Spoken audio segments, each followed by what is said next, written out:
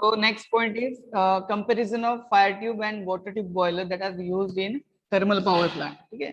Thermal power plant मध्ये जे boiler use करतो आपण, boiler in the sense in order to convert water into steam, पाण्याचं steam मध्ये कन्वर्जन करण्यासाठी आपण बॉयलर यूज करतो, ज्याच्यामध्ये वॉटर हीट केलं जातं. ठीक आहे. सो त्याचे दोन टाईप आहेत, fire tube boiler and water tube boiler. ठीक आहे. सो याच्यामध्ये वन बाय वन डिटेल मध्ये बघणार आहोत. सुरुवातीला त्याचं कन्स्ट्रक्शन आपण पाहूया. सो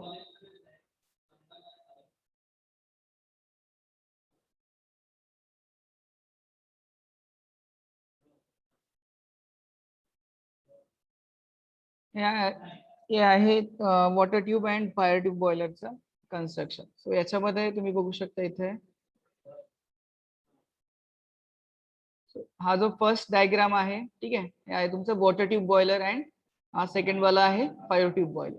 सो याच्या ऍज नेम इंडिकेट्स, म्हणजे नावानुसार काय याचं क्लासिफिकेशन केलेलं आहे. वॉटर ट्यूब म्हणजेच जे काही नंबर ऑफ ट्यूब सेक्शन्स आहेत ते तुम्ही बघू शकता. ठीक आहे, इथे तुम्हाला दिसत असेल हे ट्यूब लाईक स्ट्रक्चर आहे. त्या ट्यूब मध्ये वॉटर असणार आहे किंवा त्या ट्यूब मधनं वॉटर सर्क्युलेट होत असणार आहे. ठीक आहे, या ट्यूब मध्ये वॉटर सर्क्युलेट होणार आहे. आता याच्यामध्ये इथे बघू शकता इनलेट ऑफ वॉटर. ठीक आहे, हे वॉटर इनलेट आहे ज्याच्यामध्ये वॉटर इथे आतमध्ये या ट्यूब मध्ये येत आहे. आणि ही जी या अपर पोर्शनला, या ट्यूबच्या अपर पोर्शनला ते वॉटरचं स्टीम मध्ये कन्वर्जन झालेलं आहे आणि that steam can taken out. He steam out आहे. आणि हा याच्या सराउंडिंग जे आहे, ठीक आहे, हा या ट्यूब्स जे प्लेस केलेले आहेत ते फर्नेस मध्ये प्लेस केले. फर्नेस म्हणजे काय, बऱ्याच मुलांना माहिती असेल, किंवा स्टील इंडस्ट्री किंवा ज्या काही मोठमोठ्या इंडस्ट्री असतात तिथे जे स्टीलचे पार्ट आहेत किंवा मेटल मेल्ट करण्यासाठी जे फर्नेस असतो, ठीक आहे, which is nothing but your furnace. तो इथे तुमचा कोल बर्न केला जातो. इथे बघू शकता तुम्ही कोल बर्न केलेला आहे. दॅट जो कोल बर्न केल्यानंतर हीट प्रोड्यूस होते, that heat can be utilise to convert water into steam. म्हणजे ते वॉटर स्टीम मध्ये कन्वर्ट केलं जातं आणि that steam can be taken out. ती स्टीम घेतली जाते आणि स्टीमने टर्बाईन फिरवलं जातं. ठीक आहे. आणि हा इकडे तुमचा जो जे हॉट गॅसेस आहेत, ठीक आहे, आणि याच्यापासून जे गॅसेस प्रोड्यूस होतात, that hot gases can be taken out from this outlet. या आउटलेट पासून जे हॉट गॅसेस आहेत फर्नेस मधले, it can be taken out. ठीक आहे. देन त्याच्या अपोजिट आहे तुमचा फायर ट्यूब बॉयलर. ठीक आहे, फायर ट्यूब बॉयलर म्हणजे काय, इथे तुम्ही बघू शकता नंबर ऑफ ट्यूब्स आहेत. ठीक आहे, नंबर ऑफ ट्यूब्स आहेत ज्याच्यामध्ये तुमचं हिटेड गॅस असणार आहे किंवा इन द सेन्स फायर असणार आहे. ठीक आहे, इथे तुम्ही कोल बर्न केला, याच्यामध्ये कोल बर्न केल्यानंतर ही जी फायर आहे ती याच्यामधनं सर्क्युलेट होणार आहे. फायर सर्क्युलेट होते ट्यूब मधनं. आणि हा जो कंटेनर आहे किंवा याला बोलतो आपण टँक. ठीक आहे, हे तुम्ही इथे बघू शकता. हा काय आहे, ही एक टँक आहे. ठीक आहे. सो या टँक मध्ये वॉटर फिल केलेलं आहे आणि हे जे ट्यूब्स आहेत त्याच्यामध्ये फायर, जी काय कोल बर्न केल्यानंतर जी फायर प्रोड्यूस होते, that fire is circulated through that tubes. ठीक आहे, ती फायर ट्यूब मध्ये सर्क्युलेट केली जाते. आणि ह्या फायरचा जो हीट आहे, that heat get exchange to the water. म्हणजे जी फायरची हीट आहे ती वॉटरला जाते, that water get converted in to steam. ते वॉटरचं स्टीम मध्ये कन्वर्जन होतं. आणि ही जी स्टीम आहे that is taken out from this outlet. ठीक आहे. अगेन इकडे तुमचा हॉट गॅसेस आउटलेट आहे, म्हणजे जे काही गॅसेस प्रोड्यूस होतात त्याचा जे that will taken out from this outlet. ठीक आहे. सो क्लिअर आहे water tube boiler and fire tube boiler construction clear आहे. सो वॉटर बेसिक काय, वॉटर ट्यूब बॉयलर मध्ये जे ट्यूब मध्ये वॉटर सर्क्युलेट होतं आणि सराउंडिंगला फायर असते. आणि फायर ट्यूब बॉयलर मध्ये ट्यूब मध्ये फायर सर्क्युलेट होते अँड सराउंडिंगला कंटेनर मध्ये टँक मध्ये वॉटर असतं. ठीक आहे. So that's why it is called as fire tube boiler. म्हणजे ट्यूब मध्ये फायर असते आणि वॉटर ट्यूब मध्ये वॉटर सर्क्युलेट होत असतं. So this is your basic comparison in between water tube boiler and fire tube boiler. So हे clear आहे सर्वांना. First, in case of fire tube boiler, in fire tube boilers, hot gases are passed through the tubes and water gets surrounded by these tubes. म्हणजे fire tube मध्ये fire आहे किंवा hot gases circulate होतात आणि त्याच्या सराउंडिंगला water असतं. Same water tube मध्ये वॉटर सर्क्युलेट होतं आणि त्याच्या सराउंडिंगला हॉट गॅसेस किंवा फायर असतं. ठीक आहे. ऑलरेडी आपण डिस्कस केलेलं आहे.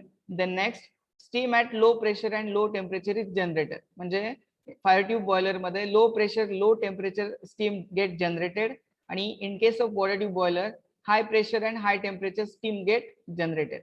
ठीक आहे, जिथे ज्या केसमध्ये high temperature high pressure steam required आहे, in that case we can use water tube boiler. ठीक आहे, जिथे स्टीमचं प्रेशर कमी रिक्वायर्ड आहे, टेम्परेचर कमी रिक्वायर्ड आहे, that in that case we can use fire tube boiler. Third point आहे, the rate of steam generation per hour is very less in case of fire tube boiler, and the rate of steam generation is more than that of fire tube boiler in case of water tube boiler. म्हणजे water tube boiler मध्ये steam generation rate जास्त आहे per hour and fire tube मध्ये खूप कमी आहे. The next is steaming time is very more. आता very more means steaming time म्हणजे काय, the time required to convert water into steam. वॉटरचं स्टीम मध्ये कन्वर्जन होण्यासाठी जो टाइम रिक्वायर्ड आहे, that time nothing but steaming time. In case of fire tube boiler, the time required to convert water into steam which is nothing but steaming time is more as compare to water tube boiler. आणि water tube मध्ये the steaming time is very less. That means immediately steam produce होते किंवा water पासून steam convert होते. ठीक आहे. Then next, the output of the boiler is not high. म्हणजे output is less as compared to water tube boiler. का, कारण त्याचं स्टीमिंग टाइम कमी आहे, प्रेशर कमी आहे आणि टेम्परेचर कमी आहे स्टीमचं. सो रेट ऑफ जनरेशन पण कमी आहे. That's why output of fire tube boiler is less. Then output of water tube boiler is more as compare to fire tube boiler. ठीक आहे. Then next, it has output कमी आहे, that's why efficiency of fire tube boiler is less. As output is more in case of water tube boiler, efficiency is high in case of water tube boiler. Then next,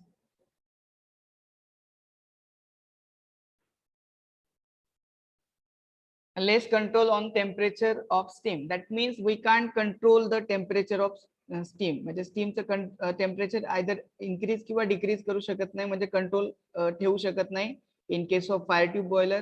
But in case of water tube boiler, we can control the temperature of steam by controlling the water or by controlling the water pressure. म्हणजे tube मधलं water pressure किंवा water control करून आपण स्टीमचा pressure control करू शकतो. But in case of fire tube boiler हे steam pressure किंवा टेम्परेचर आपण कंट्रोल करू शकत नाही. ठीक आहे.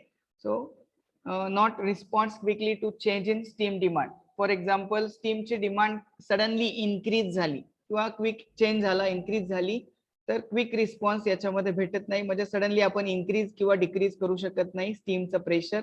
But in case of water tube boiler we can change the steam pressure और स्टीम टेम्परेचर. द स्टीमचं प्रेशर आपण चेंज करू शकतो quickly in case of water tube boiler by changing the water pressure. वॉटरचं प्रेशर चेंज करून आपण स्टीमचं pressure change करू शकतो in case of water tube boiler.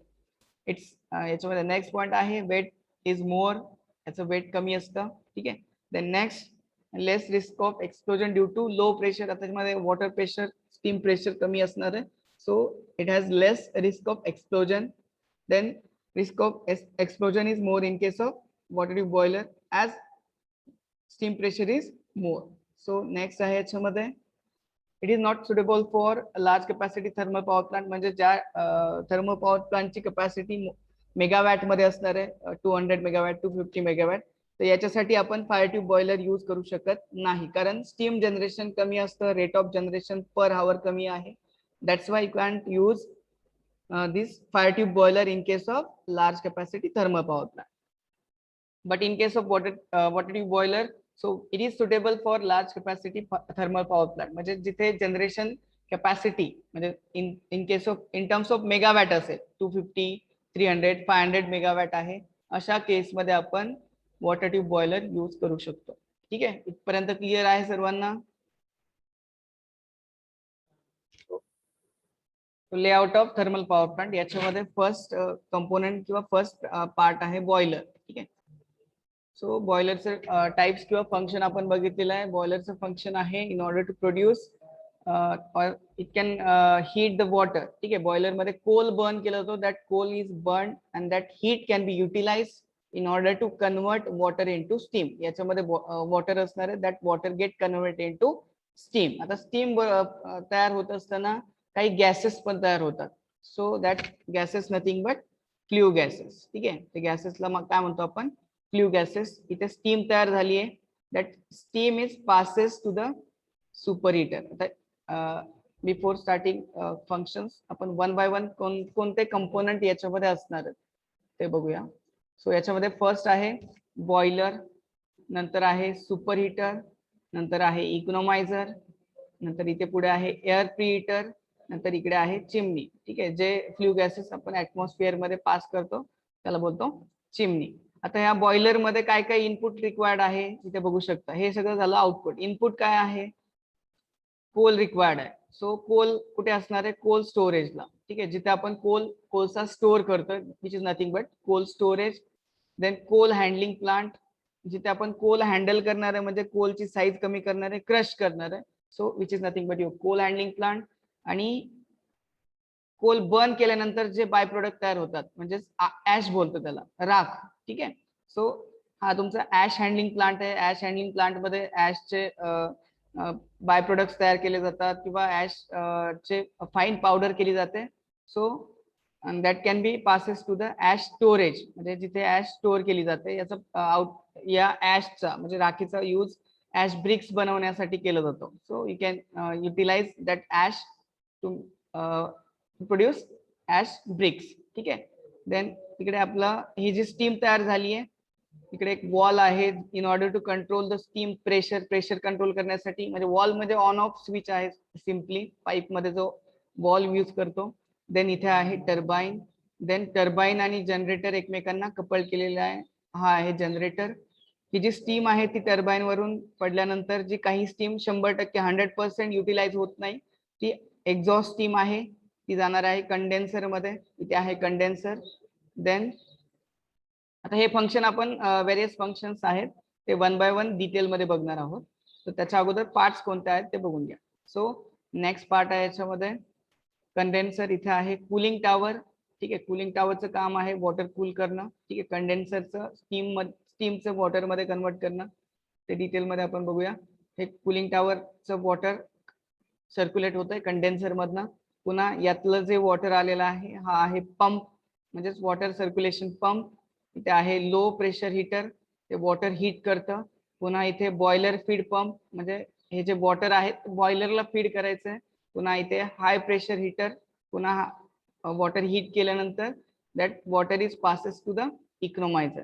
पुन्हा इकॉनोमायझर मधून हा इकडे वॉटर येणार आहे बॉयलर मध्ये.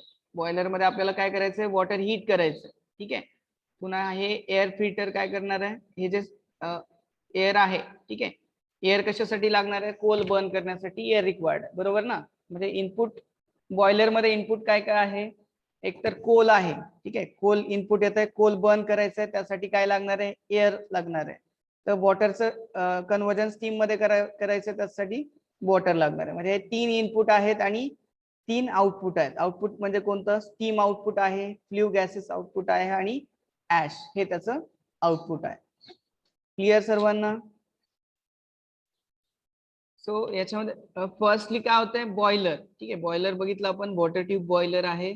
सो कोल येतो स्टार्टिंगला कोल स्टोरेजला. फॉर एक्झाम्पल कोल एका थर्मल पॉवर प्लांट आहे आपला चंद्रपूरला. ठीक आहे, चंद्रपूरला कोल माइन्स आहेत, तिथे कोळशाच्या भरपूर खाणी आहेत, स्टोरेज आहे.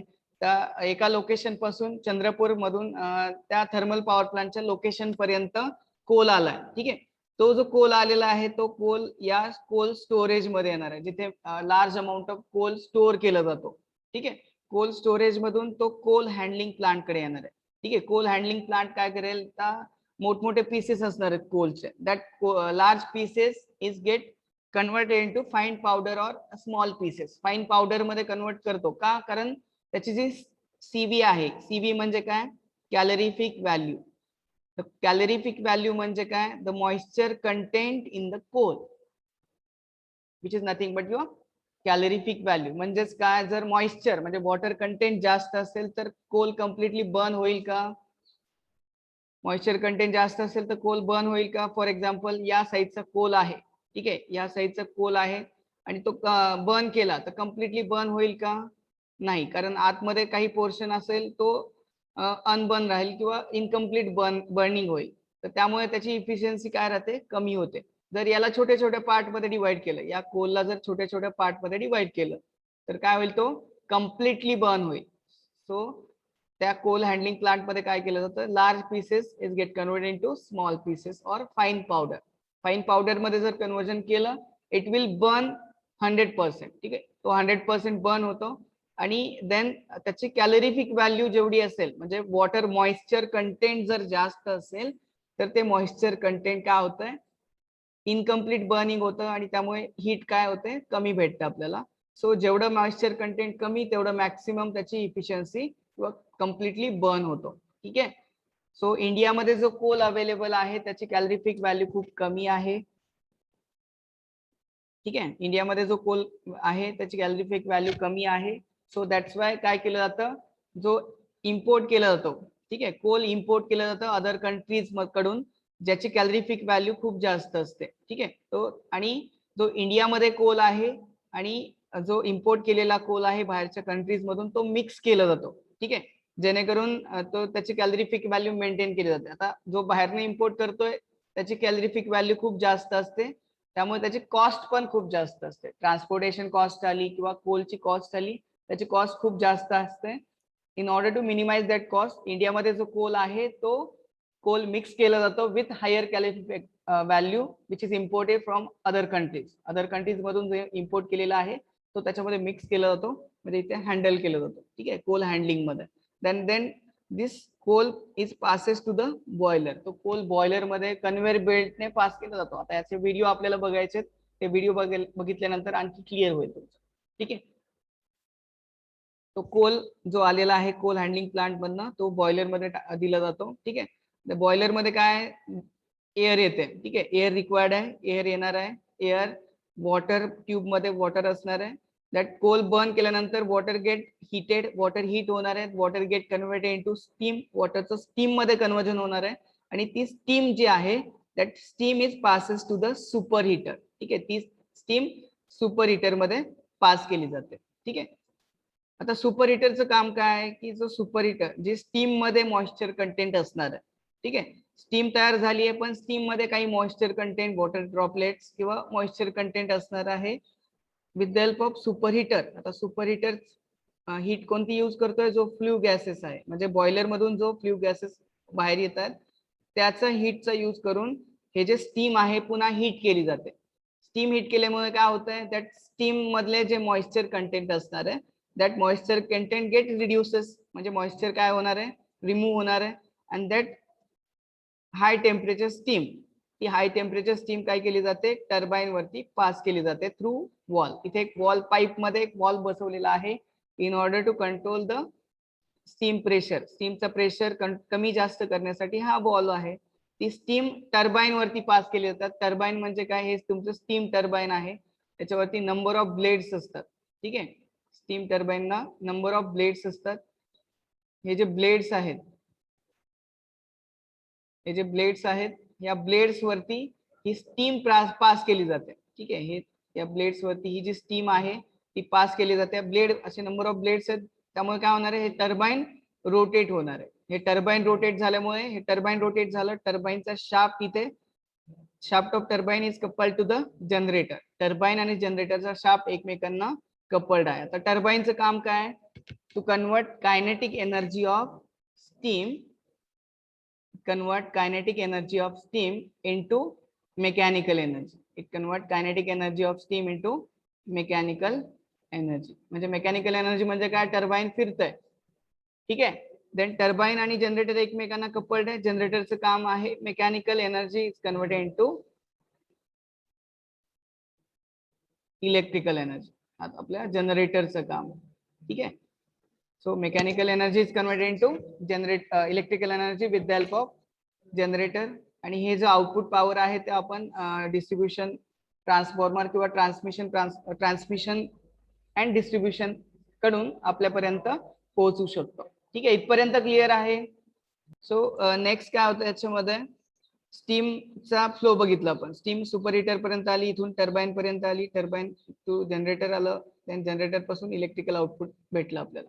ठीक आहे, आता इथे बघूया हे जे स्टीम टर्बाईन वरती पडतीये दॅट स्टीम 100% त्याचं मेकॅनिकल एनर्जी मध्ये कन्वर्ज होतंय का किंवा 100% युटिलाइज होते का नाही.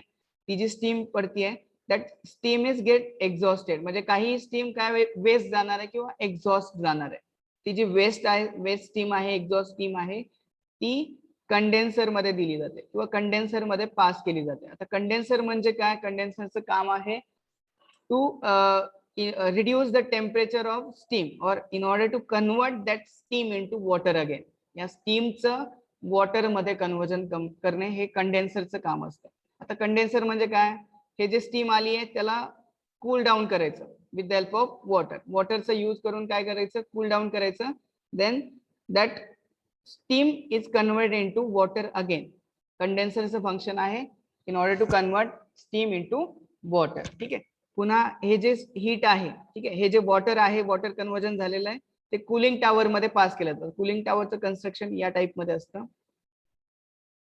हे जो कुलिंग टॉवर आहे तिथे काय केलं जातं, त्या टॉवर मध्ये म्हणजे एक मोठं सिमेंट कॉन्क्रीटचं कन्स्ट्रक्शन असतं, त्याच्यामध्ये काय केलं जातं, वॉटर स्प्रे केलं जातं. हे वॉटर स्प्रे केलं जातं. आता स्प्रे केल्यामुळे तुम्हाला माहिती आहे वॉटर स्प्रे केल्यानंतर वॉटरचं टेम्परेचर काय होतंय, रिड्यूस होतंय, म्हणजे वॉटर काय होतंय, कूल होतंय. ठीक आहे, हे तुमचं कुलिंग टॉवर मध्ये होतं. So in case of cooling tower वॉटरचं टेम्परेचर काय केलं जातं, कमी केलं जातं किंवा वॉटर कूल केलं जातं. ठीक आहे.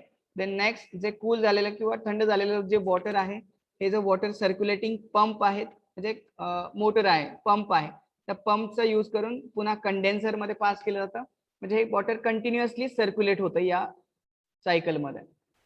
पुन्हा हे कूल झालेलं वॉटर आहे with the help of condensate extraction pump. हा जो कंडेन्सर आहे म्हणजे वॉटर आहे ते एक्सट्रॅक्ट केलं जातं. आणि इथे पुन्हा लो प्रेशर हीटर आहे, म्हणजे हे जे वॉटर आहे ते अगेन हीट केलं जातं का, कारण बॉयलर मध्ये आपल्याला स्टीम मध्ये कन्वर्ट करायचंय.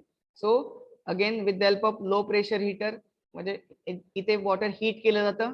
पुन्हा इथे बॉयलर फीड पंप आहे, म्हणजे हे वॉटर पुन्हा फीड केलं जातं बॉयलरला. ठीक आहे. डायरेक्टली हे जे वॉटर आहे हे बॉयलरला फीड करायचंय थ्रू इकोनोमायझर. इथे पुन्हा हाय प्रेशर हीटर आहे, वॉटरचं पुन्हा टेम्परेचर इन्क्रीज केलं जातंय. टेम्परेचर का इन्क्रीज करायचं, कारण आपल्याला बॉयलर मध्ये वॉटरचं स्टीम मध्ये कन्वर्जन करायचं. सो नेक्स्ट आहे इकोनोमायझर. ठीक आहे. आता इकोनोमायझर म्हणजे काय, जे काही फीड वॉटर आहे, ठीक आहे, सो जे फीड वॉटर आहे ते या फ्ल्यू गॅसेसचा यूज करून, ठीक आहे, फ्ल्यू गॅसेसचा यूज करून हे फीड वॉटर आहे पुन्हा हीट केलं जातं. ठीक आहे. In case of economizer that feed water get heated, ते हीट केलेलं वॉटर आहे ते बॉयलर मध्ये पास केलं जातं. ठीक आहे. That heated water get passes to the boiler. ठीक आहे. पुन्हा जे फ्ल्यू गॅसेस शिल्लक राहिलेत, ठीक आहे, आउटपुटला शिल्लक राहिलेत, दॅट फ्ल्यू गॅसेस चा यूज करून एअर प्रीहीटर मध्ये, म्हणजे जी ऍटमॉस्फेरिक मध्ये ऍटमॉस्फेरिक एअर आहे, म्हणजे कोल बर्न करण्यासाठी जी एअर रिक्वायर्ड आहे त्या एअरला हीट केलं जातं, म्हणजे त्यातले मॉइश्चर कंटेंट रिमूव्ह करण्यासाठी. In case of air preheater मध्ये काय होतंय, जी ऍटमॉस्फेरिक एअर आहे दॅट गेट हीटेड, आणि ती हीट केलेली एअर आहे ती बॉयलर मध्ये पास केली जाते. आणि त्यातनं जे फ्ल्यू गॅसेस एक्झॉस्ट होतात किंवा शिल्लक राहतात, आउटपुटला येतात, that exhaust gases is passes to the atmosphere through chimney. ठीक आहे. एक लार्ज चिमनी असते, जे काही आउटपुट गॅसेस किंवा एक्झॉस्ट गॅसेस आहेत ते ऍटमॉस्फिअर मध्ये पास केले जातात. ठीक आहे. देन नेक्स्ट इकडे तुम्ही बघू शकता ash handling plant. Coal burn झाल्यानंतर ऍश तयार होते. ऍश हँडलिंग प्लांट मध्ये ती ऍश फाईन पावडर मध्ये तयार केली जाते आणि ऍश स्टोरेज कडे पाठवली जाते. त्या ऍशचा यूज पुढे कन्स्ट्रक्शन साइट मध्ये यूज होतो किंवा ऍश ब्रिक्स बनवण्यासाठी यूज होतो. ठीक आहे. इथपर्यंत क्लिअर आहे. आता इथे तुम्ही म्हणाल कुलिंग टॉवरला वॉटर कुठून भेटतं. सर जर रिव्हर असेल किंवा जो काही पॉन्ड असेल, कॅनॉल असेल, तिथून पाणी या कुलिंग टॉवर मध्ये घेतलं जातं. ठीक आहे. इथपर्यंत क्लिअर आहे. Layout of thermal power plant. यात काही डाऊट आहे का कोणाला?